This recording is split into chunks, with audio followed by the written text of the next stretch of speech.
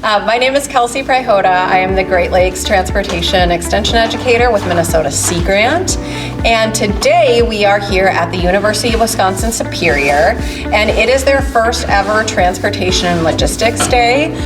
What might be a hardship for a boat going through this waterway? The difference in water levels, is that what you were gonna say? Yeah, so you can see Duluth is at 601 feet and the Atlantic Ocean is at 0 feet, it's at sea level. So that's a huge drop in elevation.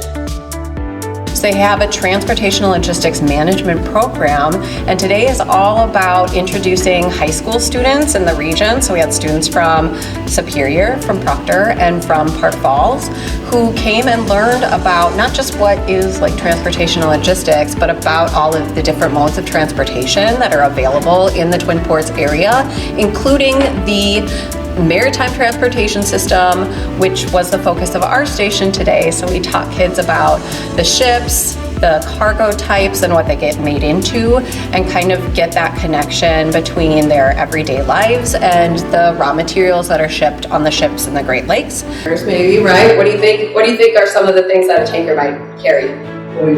Oil, yeah. So they're gonna be carrying refined petroleum products generally, things like calcium chloride, maybe some biofuels like ethanol. So these are specially designed ships that can carry liquid and bulk.